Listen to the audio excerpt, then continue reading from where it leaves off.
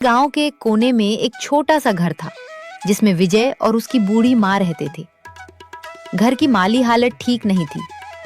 एक दिन माँ ने विजय को पास बुलाकर चिंता भरे स्वर में कहा, विजय बेटा, देख, ना तो अपने पास खुद की कोई खेती बाड़ी है और ना ही घर में इतने पैसे बचे हैं कि आगे का खर्च चल सके। मेरी मान तो तू गांव के जमींदार के खेतों में काम करने चला जा। कम से कम 2 वक्त की रोटी का जुगाड़ तो हो जाएगा। देखो माँ, मैं तुमसे पहले भी कह चुका हूँ और आज फिर साफ साफ कह रहा हूँ, मैं उस घमंडी जमींदार के खेत पर गुलामी करने बिल्कुल नहीं जाऊंगा, मतलब नहीं जाऊंगा। तो फिर क्या करेगा बेटा तू? घर का चूल्हा कैसे जलेगा? माँ, मैंने एक रास्ता निकाला है। मैं पड़ोस के गांव में हरिया काका के पास जा रहा हूँ। उनके पास एक पुराना ठेला है जिसे वो बेचना चाहते हैं।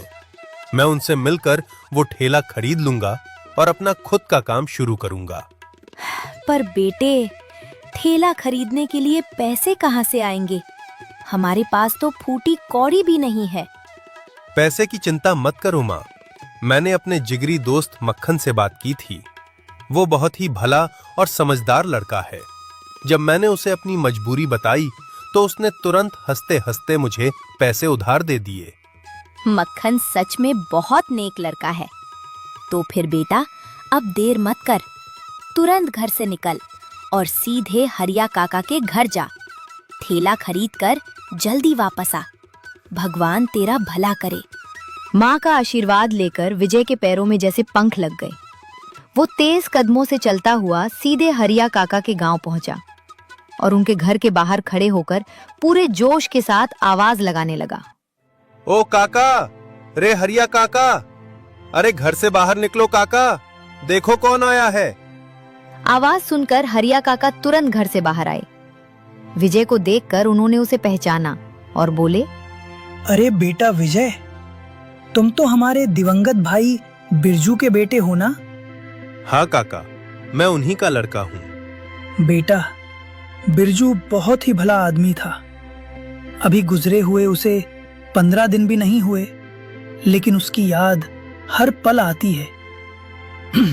खैर बेटा, बताओ आज यहाँ कैसे आना हुआ? काका, इस समय हम बहुत बड़ी मुसीबत में हैं। मुझे पता चला था कि आप अपना पुराना ठेला बेच रहे हैं, इसलिए मैं उसे ही खरीदने आया हूँ। हाँ विजय बेटा, बात तो तुम्हारी सही है। मेरा मन तो इस ठेले को बेचने का बिल्कुल नहीं था, लेकिन अब मेरी इन बूढ़ी हड्डियों में इतनी जान नहीं रही कि मैं इसे चला सकूं। लाचारी में बेचना पड़ रहा है। खैर, आओ घर के अंदर आओ, फिर आराम से बात करते हैं। दोनों घर के भीतर जाते हैं। हरिया काका विजय को अपने पास बैठाते हैं और उसे एक बेहतरीन व्यापारिक आइडिया देते हैं। देख बेटा, मेरी एक बात गांठ बांध ले। तू इस ठेले पर मटन चावल बेचना शुरू कर। आजकल लोग इसे बहुत चाव से खाते हैं। विचार तो बढ़िया है काका, लेकिन क्या मेरे हाथों से बने मटन चावल में वो बड़े बड़े ढाबों जैसा स्वाद आ पाएगा? लोग पसंद करेंगे क्या? अरे क्यों नहीं बनेगा बेटा, मैं तुझे अपने खानदानी और सीक्रेट मसाले की पोटली दूंगा। जब मटन चावल तैयार हो जाए तो बस एक चुटकी ये मसाला उसमें डाल देना। फिर देखना, पूरे गांव के लोग खुशबू सूंघते ही खींचे चले आएंगे। ऐसा लाजवाब स्वाद उन्हें कहीं और नहीं मिलेगा। विजय खुश हो गया। उसने सम्मान के साथ काका को पैसे दिए। वो जादुई सीक्रेट मसाला और ठेला लेकर खुशी खुशी अपने घर लौट आया। घर आते ही वो बिना वक्त गवाए सीधे रसोई में घुस गया और धड़ाधड़ मटन चावल बनाने की तैयारी में जुट गया। कुछ ही देर में जब गर्मा गर्म लजीज मटन चावल बनकर तैयार हो गए तो उसने गांव के मुहाने पर एक बेहतरीन जगह देखकर अपना ठेला लगा दिया। अभी ठेला लगे कुछ ही मिनट हुए थे कि उसकी अद्भुत खुशबू पूरे गांव की हवाओं में तैरने लगी। महक इतनी लाजवाब थी कि लोग अपनी भूख रोक नहीं पाए। सबसे पहले पड़ोस की 2 औरतें खुशबू का पीछा करते हुए ठेले पर आ पहुंची।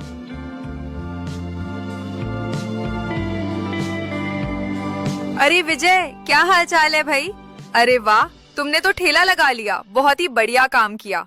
और भाई साहब, इसकी खुशबू तो सचमुच लाजवाब है, मुंह में पानी आ गया। वैसे एक बात बताओ, इसमें जो मसाले डाले हैं वो बाजार से लाए हो या घर पर खुद तैयार किए हैं? हाँ विजय, बहन बिल्कुल ठीक कह रही है। मटन चावल तो हम सब भी अपने घरों में बनाती हैं, अच्छे अच्छे मसाले भी डालती हैं, लेकिन ऐसी बेहतरीन महक तो कभी नहीं आती। सच सच बता, ये मसाले कहीं बाहर से विशेष रूप से बनवाए हैं क्या? अरे चाची, ये मसाले मैं खुद तैयार करता हूँ, लेकिन ये मेरा बिजनेस सीक्रेट है, इसे मैं किसी को नहीं बता सकता। वैसे आप दोनों यहाँ सिर्फ मसाले की पूछताछ करने आई हैं या गर्मा गर्म मटन चावल का स्वाद भी चखेंगी?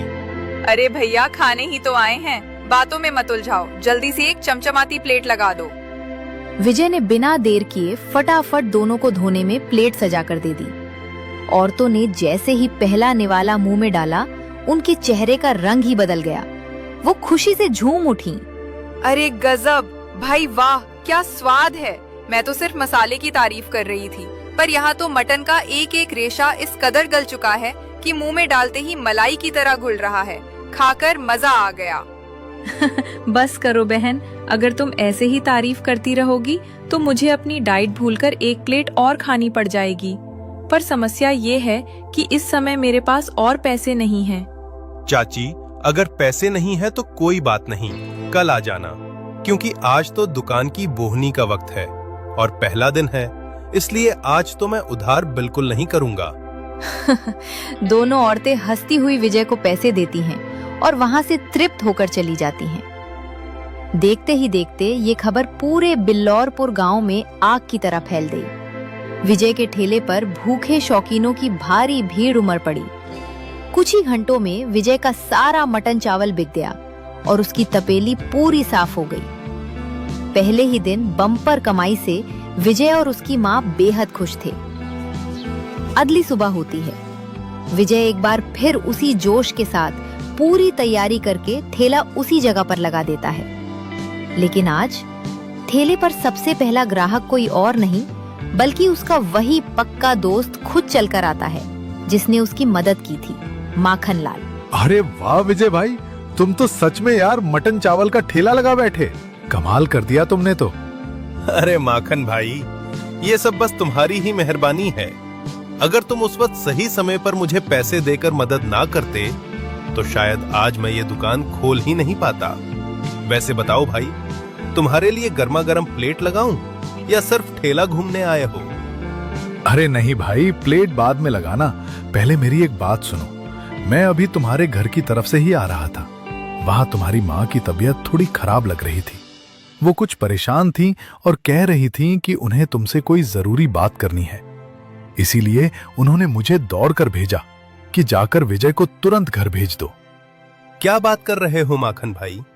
मुझे लगता है माँ आज सुबह की दवा खाना भूल गई होंगी या फिर घर का कोई जरूरी काम आन पड़ा होगा। अच्छा माखन भाई, तुमसे एक बात कहूं, क्या तुम थोड़ी देर के लिए मेरे इस ठेले पर खड़े रहोगे? अरे भाई, मैं तो खड़ा हो जाऊंगा, पर मुझे बेचना वेचना कहाँ आता है।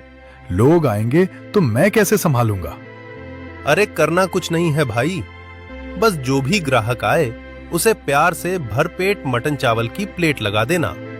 बोर्ड पर लिखा ही है 10 रुपए प्लेट भरपेट भोजन। मैं बस माँ को देखकर पलक झपकते ही वापस आता हूँ। चलो ठीक है भाई, तुम बिना किसी फिक्र के जाओ, तुरंत जाओ और माँ को देखकर आओ। विजय माखनलाल को ठेला सौंपकर तुरंत अपने घर की तरफ दौड़ पड़ता है। अब ठेले की पूरी कमान माखनलाल के हाथों में आ चुकी थी। अभी माखनलाल को खड़े हुए थोड़ी ही देर हुई थी कि मटन चावल की महक के दीवाने ग्राहकों की ताबड़तोड़ एंट्री होने लगी। माखनलाल फुर्ती से सबके लिए प्लेट लगाने लगा। देखते ही देखते जब सारे ग्राहक खा पीकर चले गए और गल्ला नोटों से भरने लगा, तब माखनलाल के सीधे साधे मन में धीरे धीरे लालच का सांप रेंगने लगा। यार, विजय तो सिर्फ 10 रुपए प्लेट में इतना बेहतरीन मटन और चावल बेच रहा है। कमाई तो बहुत तगड़ी है। अगर मैं किसी भी तरह कुछ भी तिकड़म भिड़ाकर इसका ये ठेला हड़प लूं, तो मैं तो रातों रात अमीर बन जाऊंगा। हाँ, कोई ना कोई रास्ता तो निकालना ही पड़ेगा। माखनलाल अभी लालच के ख्यालों में डूबा ही था कि तभी अचानक एक परदेसी जोड़ा उसकी दुकान के सामने आकर रुकता है। मटन की खुशबू से दोनों का बुरा हाल था। अरे भाई साहब, क्या लाजवाब खुशबू है यार आपके मटन चावल की। इसकी महक इतनी दूर तक आ रही थी कि मैं रास्ते में रुक नहीं पाया और लोगों से पूछते पूछते सीधे आपके ठेले तक चला आया। हाँ भैया, ये बिल्कुल सच कह रहे हैं। हम दोनों बहुत दूर से यात्रा करके आ रहे थे। रास्ते में जैसे ही आपके मटन चावल की ये जादुई खुशबू हमारे पास पहुंची, हम तो बस इसके पीछे पीछे खिंचे चले आए और आखिरकार आपकी दुकान ढूंढ ही ली। अरे कोई बात नहीं बहन जी और भैया जी, आपका स्वागत है। तो फिर देर किस बात की, आप दोनों के लिए प्लेट लगाऊं? भाई साहब, एक बात पूछनी थी। आपके इस ठेले के बोर्ड पर तो 10 रुपए प्लेट लिखा हुआ है। क्या सचमुच आप मात्र 10 रुपए में ये मटन चावल दे रहे हैं? अरे नहीं नहीं साहब, वो दरअसल ये ठेला मैंने किसी पुराने मालिक से खरीदा है। ये 10 रुपए प्लेट तो उसने पहले लिखवाया था। मुझे तो अभी नया बोर्ड लिखवाने का समय ही नहीं मिला। हमारी एक प्लेट की कीमत पूरे 100 रुपए है। अरे 100 रुपए तो ऐसी लाजवाब खुशबू के लिए बहुत बढ़िया दाम है भैया। कोई ज्यादा महंगे नहीं है। ऐसा करो, एक प्लेट मेरे लिए फटाफट लगा दो। जी बिल्कुल, आप दोनों आराम से बैठिए, मैं तुरंत गर्मा गर्म प्लेट लगाता हूँ। माखनलाल ने तुरंत 2 प्लेटें सजाईं और उन्हें परोसी। स्वाद इतना बेमिसाल था कि दोनों परदेसियों ने उंगलियां चाटते हुए पूरी प्लेटें साफ कर दी। खाना खत्म करने के बाद परदेसी पति बेहद खुश होकर बोला, भाई साहब, आपके हाथ के मटन चावल का स्वाद तो वाकई कमाल का है। ऐसा स्वाद मैंने आज तक कहीं नहीं चखा। अगर मैं आपसे एक गुजारिश करूं, तो क्या आप मेरे लिए एक काम करेंगे? जी बिल्कुल भैया, हुक्म कीजिए, बताइए क्या काम है। असल में कल मेरे इकलौते बच्चे का जन्मदिन है। मैं अपने सभी खास रिश्तेदारों और मेहमानों को यही मटन चावल खिलाना चाहता हूं। तो क्या आप कल हमारे लिए कम से कम 50 प्लेट मटन चावल बनाकर पैक कर देंगे? अरे साहब, ऑर्डर तो बहुत बड़ा है और सब बन भी जाएगा, पर बात यह है कि हम ढेर गरीब मजदूर लोग 50 प्लेट के लिए मटन चावल और मसाले एडवांस में खरीदने पड़ेंगे, जिसके लिए हमारे पास अभी पैसे नहीं हैं। अगर आप थोड़ा एडवांस दे देते तो सारा सामान आ जाता और काम पक्का हो जाता। अरे पैसे की कोई बात नहीं है भाई, ये लो, मैं तुम्हें पूरे 5000 रुपए एडवांस दे देता हूं। इसे रख लो और सारा सामान बढ़िया क्वालिटी का लाना। कल सुबह ठीक 10 बजे मैं गाड़ी लेकर आऊंगा। तुम मेरे लिए सारा खाना पैक करके तैयार रखना, ठीक है? जी साहब, बिल्कुल बेफिक्र रहिए। कल सुबह 10 बजे आपको सारा खाना बिल्कुल गर्मा गर्म और तैयार मिलेगा। नोटों की गड्डी जेब में रखकर माखनलाल मन ही मन फूला नहीं समा रहा था। वो परदेसी जोड़ा वहां से चला गया। कुछ ही देर बाद हांफते हुए विजय दौड़ता हुआ वापस ठेले पर आता है। विजय को देखकर माखनलाल चौंक जाता है। विजय ठेले पर आकर अपनी सादगी और घबराहट में कहता है, अरे माखन भाई, कोई बड़ी बात नहीं थी। माँ ने सुबह गलती से दूसरी दवा खा ली थी, इसलिए थोड़ा घबरा गई थीं। अब सब ठीक है। वैसे भाई, कमाल कर दिया तुमने। मेरी गैर मौजूदगी में तुमने तो पतीले का आधे से ज्यादा मटन चावल बेचकर खत्म कर दिया। हाँ भाई, बस कभी कोई ग्राहक आ जाता है तो उसे थोड़ा ज्यादा भी देना पड़ता है और किसी को कम भी। ये लो अपने आज के पैसे, अब मैं चलता हूँ, मुझे घर पर कुछ जरूरी काम है। चलो ठीक है माखन भाई, बहुत बहुत धन्यवाद तुम्हारा। जाओ तुम अपना काम देख लो। माखनलाल वहां से चला जाता है। विजय काफी देर तक नए ग्राहकों का इंतजार करता है, लेकिन शाम होने पर जब कोई नहीं आता तो वो दुकान बढ़ाकर अपने घर लौट जाता है। अगली सुबह होती है। विजय एक बार फिर तड़के सुबह उठकर किचन में धड़ाधड़ स्वाद का जादू बिखेरता है और लजीज मटन चावल तैयार करके ठीक उसी जगह अपना ठेला लगा देता है। अभी ठेला लगाए कुछ ही देर हुई थी कि कल वाला परदेसी जोड़ा बड़े उत्साह में वहां आ धमकता है।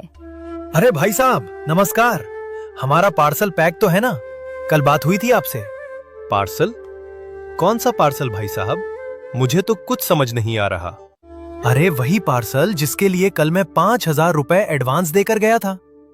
क्या आपके दुकान के मालिक ने आपको इस बारे में कुछ नहीं बताया? मालिक? अरे भाई साहब, इस ठेले का असली मालिक तो मैं ही हूं।